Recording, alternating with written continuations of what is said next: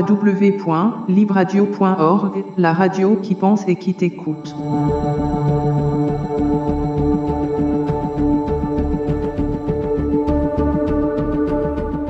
Nous sommes vendredi 5 février 2021, à l'aune des votations du 7 mars, et aujourd'hui nous allons nous occuper de l'initiative populaire Oui à l'interdiction de se dissimuler le visage. Alors je vais commencer avec quelques considérations liminaires, mais avant tout, bienvenue, bonjour Myriam. Bonjour. Merci de nous accorder un petit peu de temps.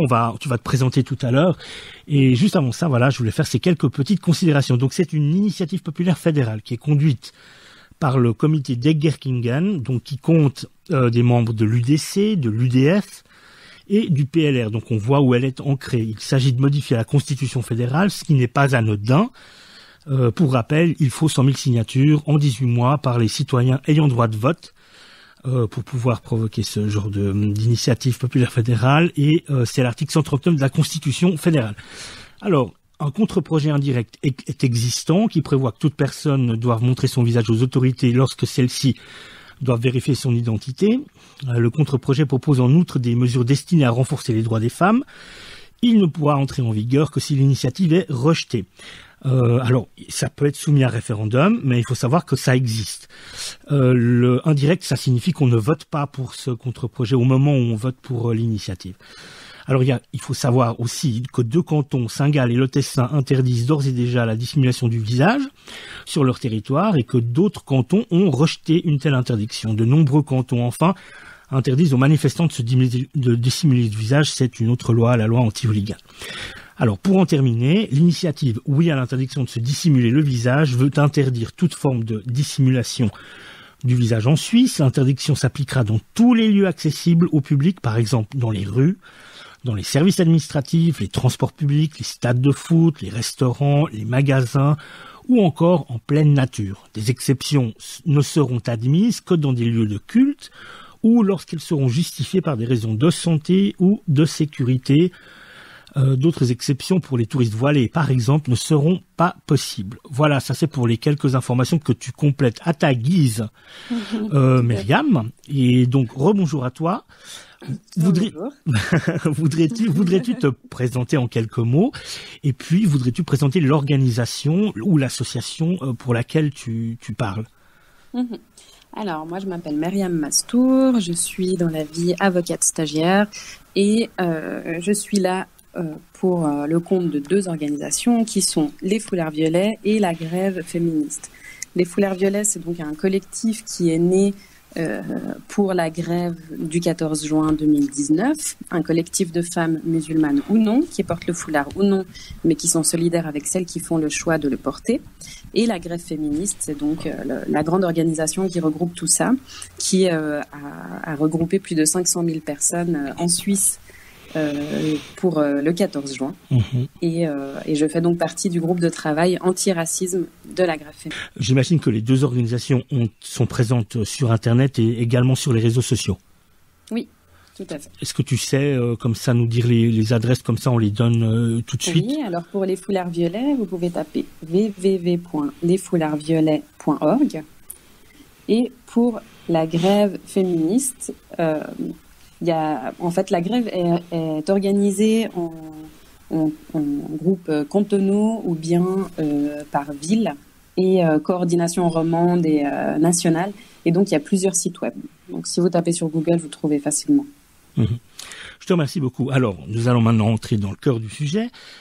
Voilà, cette initiative, elle fait heureusement grincer des dents tout de même un paquet de monde. Voilà, en quoi, pour vous, est-ce qu'elle est dérangeante, qu'elle est disproportionnée et qu'elle est même contre-productive? Alors, cette initiative, elle est dérangeante parce que, en plus d'être complètement inutile, elle est sexiste et elle est raciste. En fait, en réalité, on ne parle pas de la burqa dans cette initiative. La burqa, c'est qu'un prétexte parce que on connaît les chiffres maintenant. On sait qu'il y aurait éventuellement entre 20 et 30 femmes qui porteraient aujourd'hui la burqa en Suisse, en dehors des touristes. Donc c'est un phénomène qui est vraiment minime. Mais le fait de mettre cette initiative et de faire voter la population sur cette question fait ressortir toutes les questions de la légitimité des personnes musulmanes de vivre en Suisse, de la question du foulard, de la question de...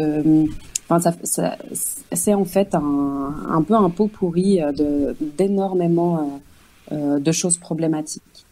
Et c'est vrai que si on va dans la volonté des initiants qui voudraient qu'il y en ait plus ou qu'il y en ait moins de femmes qui portent de la burqa en Suisse, ce qu'on sait, c'est qu'on a les chiffres français depuis 10 ans. Depuis l'interdiction de la burqa en France il y a 10 ans, il y a une étude qui a été faite et qui a montré que depuis l'interdiction, il y en a beaucoup, beaucoup plus en fait. Donc clairement, si c'est l'objectif des initiants, c'est pas la bonne voie. Oui, c'est clairement contre-productif, quoi. Si voilà, dans le cas où, mais comme tu l'as dit, on peut dire que là il y a quelque chose qui se trame sous couvert. Voilà. Et l'idée derrière, c'est d'avoir effectivement cette stigmatisation renforcée sur laquelle on va revenir. Voudrais-tu peut-être nous préciser qu'est-ce qu'on entend par voile, burqa, niqab, pour que ce soit vraiment bien clair pour tout le monde? Alors, nous, chez les foulards violets, on préfère déjà l'utilisation du mot foulard au mot voile, parce que le voile, c'est un terme passif. On dit d'une personne qu'elle est voilée, alors qu'on porte un foulard. Et le foulard, c'est un vêtement. Les femmes le portent et l'enlèvent à différents moments de leur vie, et puis pour des raisons qui leur sont propres. Mais voilà, les deux termes existent. Le niqab et la burqa, donc ce dont on parle dans l'initiative, c'est en réalité un niqab. C'est un vêtement qui couvre tout le corps et dont on voit les yeux, tandis que la burqa, il y a un grillage devant qui cache les yeux.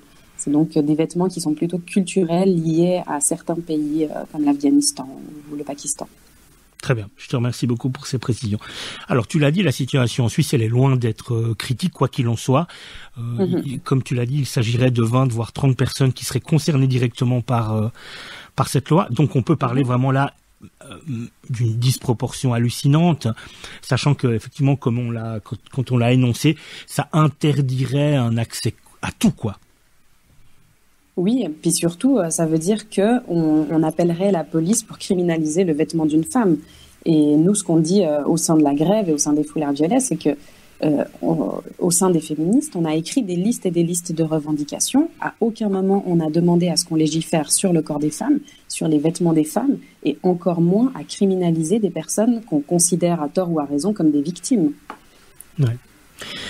On parle là vraiment de lutte intersectionnelle d'une certaine manière, dans le sens où effectivement on tente de stigmatiser. Alors effectivement il y a le statut d'être déjà une femme, il y a celui d'avoir effectivement ce vêtement, et de stigmatiser ce que le ressenti autour de ce vêtement. Oui, alors déjà, on va systématiquement penser qu'une femme musulmane est une femme étrangère, et ça, on le lit dans la presse, et on l'a lu dans les débats au Parlement et au Conseil fédéral. On a été un petit peu hallucinés, parce que nous, on pensait que ça allait parler de musulmans des musulmans de Suisse, et en fait, on parle de personnes étrangères, alors que les études montrent que les femmes qui portent le niqab, en plus, qui portent la burqa, en général, ce sont des femmes suissesses ou européennes qui sont converties. Donc, concrètement, les faits montrent que ces femmes ne sont pas étrangères, mais de base, c'est pas acceptable que systématiquement, quand on parle des musulmans de Suisse, on parle de pays étrangers ou qu'on considère que ces personnes sont étrangères. Alors vous-même, vous avez, comme tu l'as dit, un argumentaire pour expliquer et pourquoi il nous faut, qui est absolument... Un long argumentaire. Ouais, un long et très complet argumentaire sur pourquoi est-ce qu'il faut voter non ce 7 mars prochain à l'initiative donc d'interdiction de dissimulation du visage. On le trouve sur le site internet, Oui, on le trouve sur le site internet, sur Instagram, sur Facebook. Il est vraiment disponible partout. Pour nous, c'était vraiment important de faire un travail de fond sur cette question. On se rend compte que les initiants et les personnes qui sont pour le oui, elles sont beaucoup sur des arguments émotionnels, et même dans leur manière d'interagir dans les débats. On l'a vu sur forum, la manière qu'avait Mohamed Hamdaoui de couper la parole, de dire des gros mots. Dans les débats sur Internet, les personnes pour le oui, souvent, c'est vrai qu'elles vont être très virulentes et beaucoup dans l'émotionnel. Nous, on trouvait vraiment important d'avoir une argumentation et de faire un travail de fond sur qu'est-ce que ça signifie ce vêtement Qui est-ce qu'on est pour décider que tel ou tel vêtement est un bon vêtement ou pas. La question du féminisme de positionnement, on pourra peut-être en reparler plus loin. La question de voilà, la visibilité des musulmans dans l'espace public, le lien avec le racisme, le lien avec l'utilisation du féminisme à des fins clairement racistes et islamophobes, etc. Donc nous, voilà, on a vraiment fait un long travail avec beaucoup de sources, beaucoup de lectures, il s'est vraiment étayé. Donc on trouvait vraiment important d'aller au fond des choses. Oui. Alors effectivement, il y a deux notions sur lesquelles vous revenez et que vous précisez, c'est le féminisme de positionnement et le fémonationalisme. Alors voudrais-tu nous en parler un petit peu ? Alors le féminisme de positionnement, c'est une théorie qui dit que ce n'est pas parce qu'on ne comprend pas le choix d'une personne que ce choix est invalide ou qu'il faut le réprimer. Qu'il faut en fait se rendre compte de quelle position est-ce qu'on parle, surtout quand on est dans une position privilégiée, que nous-mêmes on n'est pas, je sais pas, invalide d'une communauté minorisée ou racisée, etc. De vraiment en fait prendre conscience que la vision que j'ai d'un vêtement ou d'un comportement, etc.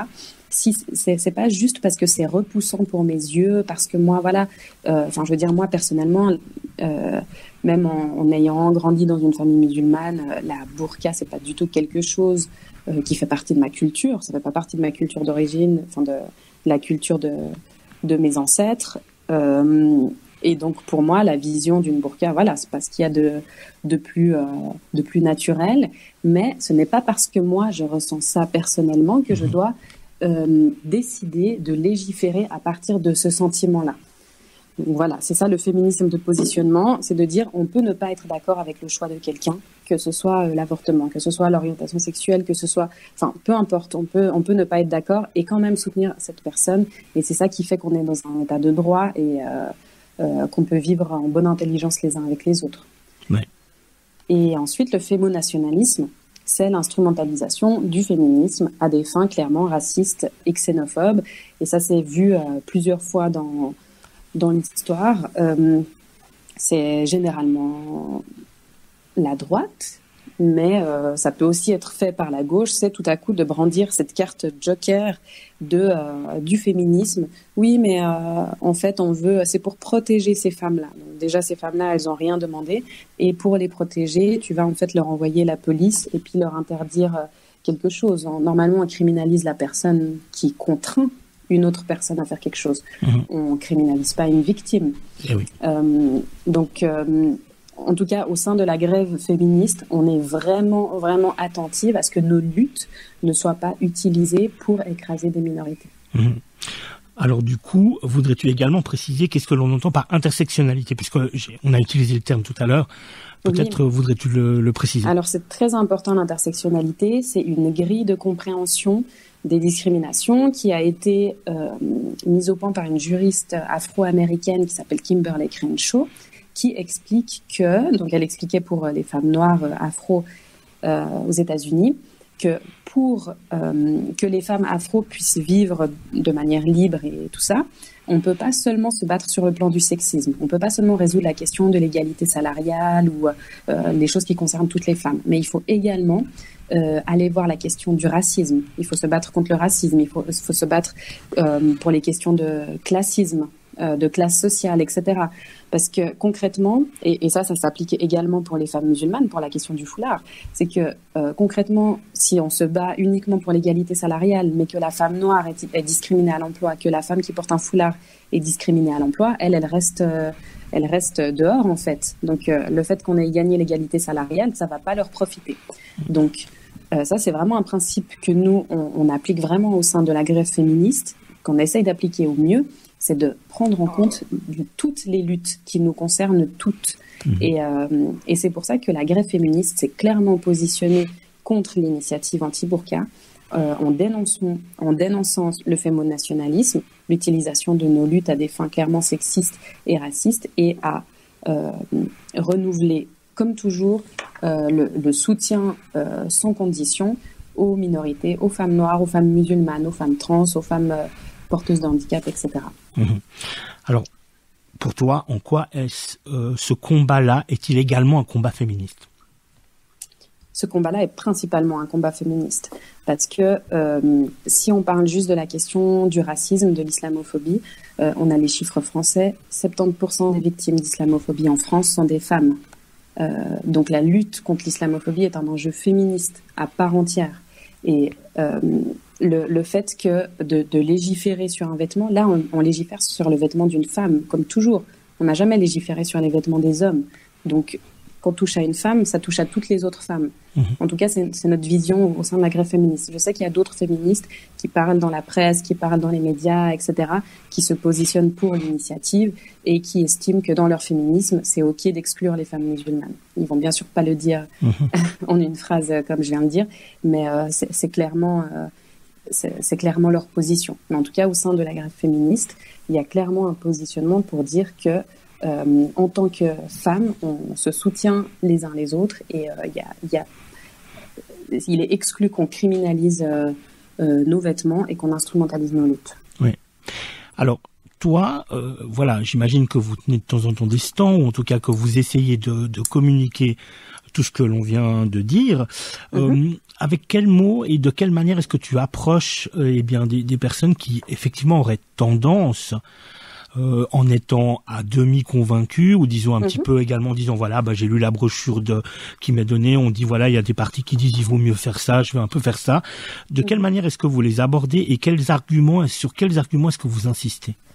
Cette initiative elle regroupe vraiment énormément d'éléments, mais ce qui est important c'est déjà voilà le fait de légiférer sur le corps des femmes, sur les vêtements, le fait que les personnes concernées n'ont rien demandé, et ça c'est un principe qu'on a vraiment au sein de la grève féministe et que en fait on devrait avoir en politique, on devrait avoir partout, c'est d'écouter les personnes concernées. Les personnes concernées ici, c'est les femmes musulmanes qui n'ont rien demandé, et au contraire les foulards violets, quand on est descendu dans la rue, certaines avaient sur leur pancarte des textes qui disaient à force de vouloir me sauver, tu finis par m'oppresser, ou lâche mon foulard, tu m'étouffes.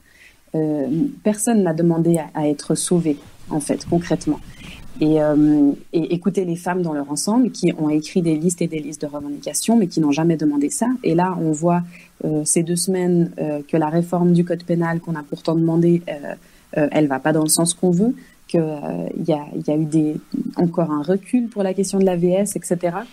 Que cette initiative, en fait, elle tente de détourner l'attention des féministes, mais c'est pas le cas.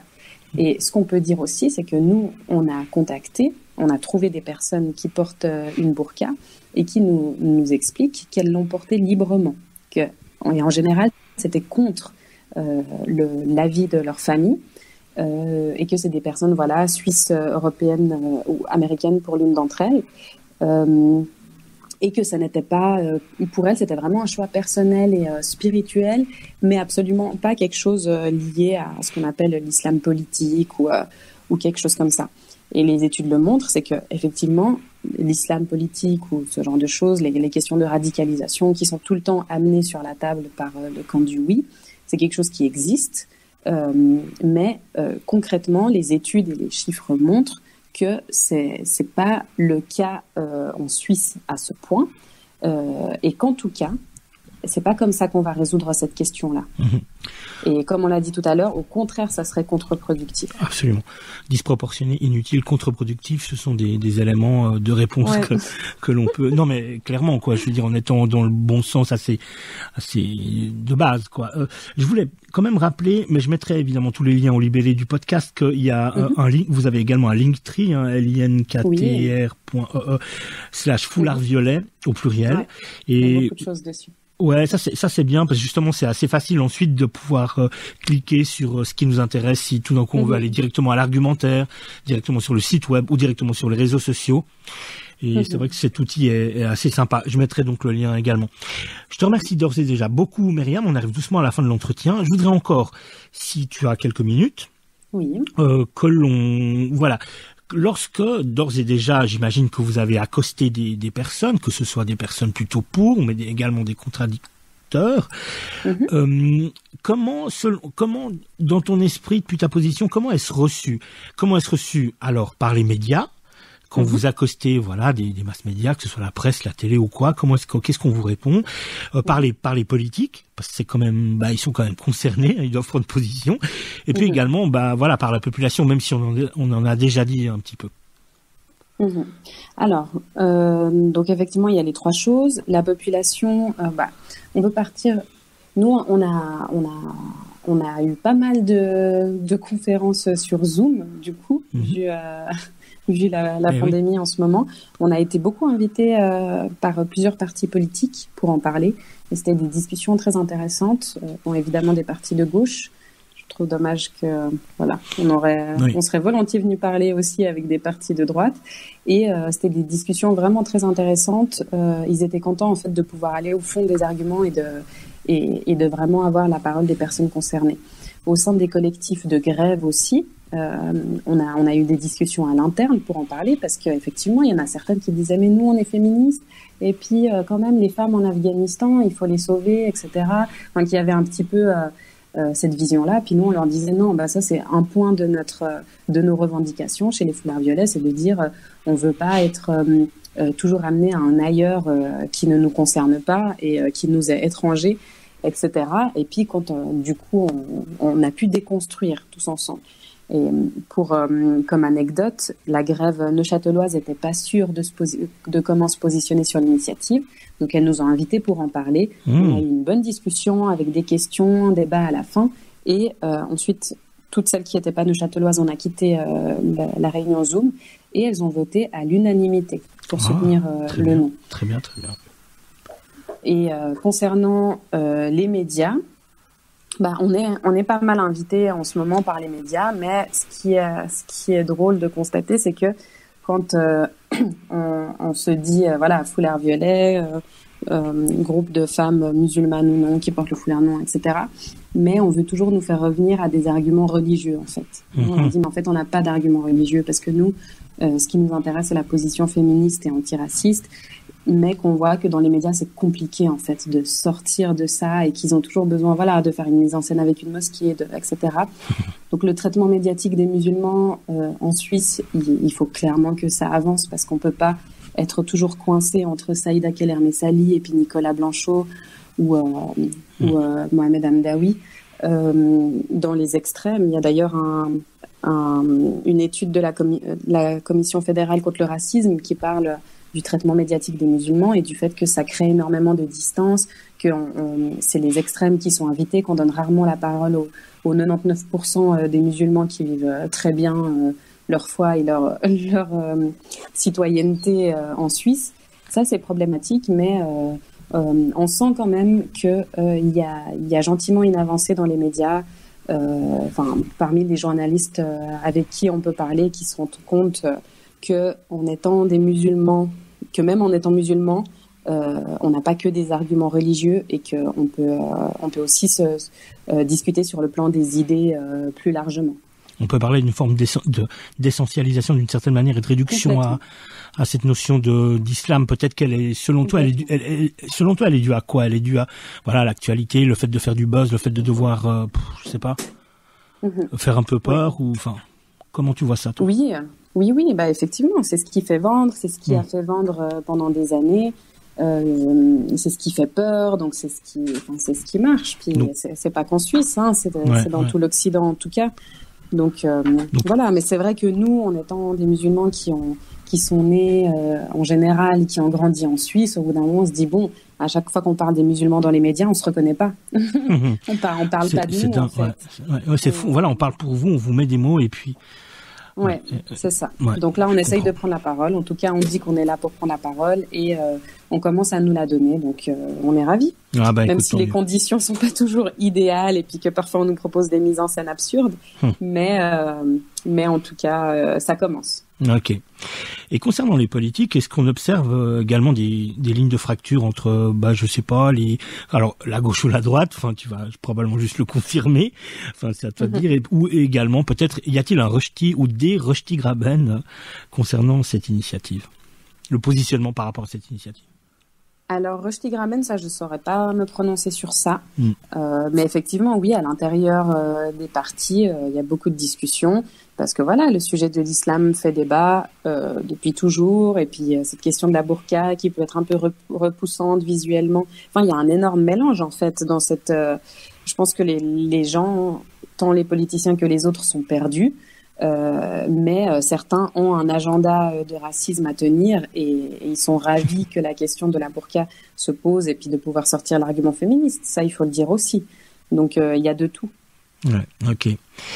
Écoute, on va rappeler que c'est une votation qui aura cours le 7 mars prochain. Ouais. Donc, on appelle tout le monde à se mobiliser pour bien voter, que ce soit par correspondance un peu avant ou alors d'aller glisser son petit bulletin. Tout à fait. Y aurait-il, puisqu'on arrive au terme de cet entretien, y aurait-il une ou des questions que je ne t'aurais pas posées auxquelles tu aurais souhaité répondre ou un ou plusieurs appels que tu souhaiterais lancer? Un appel à se renseigner. Vraiment à se renseigner sur ces questions et à ne pas tomber sur... à ne pas rester sur la question de est-ce qu'on vote oui ou non pour la burqa. En fait, on vote pas oui ou non pour la burqa. C'est pas ça le sujet. Là, on parle de stigmatisation d'une communauté minorisée. On parle de renier l'autodétermination de certaines femmes juste parce qu'elles sont musulmanes. On parle de vraiment plein de choses. Et vraiment, mon appel, c'est de ne pas être lazy, de ne pas être paresseux et de vraiment aller en profondeur, d'écouter les personnes concernées, de lire et voilà. De ne pas se laisser avoir par l'ambiance un peu voilà. Ouais, et puis de revenir dans des champs rationnels. Exactement. Enfin, d'une sortir certaine de manière. L'émotionnel, Ouais, sortir ouais. de la haine aussi. Ça va nous aider. Absolument. Myriam, je te remercie beaucoup d'avoir pris tout ce temps pour répondre à ces questions.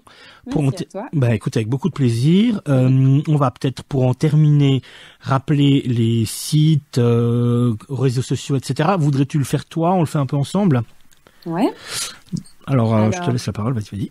Pour les foulards violets, donc on a notre site www.lesfoulardsviolets.org. On est sur Facebook, Les Foulards Violets, sur Instagram, Les Foulards Violets. Et pour la grève féministe, il y a plusieurs sites, donc c'est mieux de taper sur Google pour trouver les sites qui concernent votre région, et sur Instagram et sur Facebook aussi. Très bien. Et puis le Linktree, moi je trouve vraiment ça bien. Pour lequel je mettrai de toute façon, je mettrai tous ces liens-là, je les mettrai au libellé. Hein. Donc c'est Linktree/foulard violet. Exactement, ouais. Alors, donc, le 7, il y a la votation, le 7 mars, on le rappelle.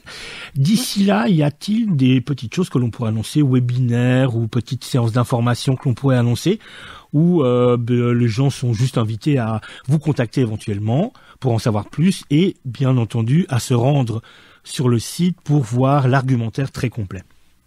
Oui, donc allez sur le site pour voir l'argumentaire et puis suivez-nous sur les réseaux, comme ça vous voyez les rendez-vous, les articles qui commencent à sortir, les passages dans les médias et tout ça. Ok, bon bah alors très bien. Je te remercie beaucoup Myriam, on s'arrête là? Merci à toi, très bien. Merci et à bientôt.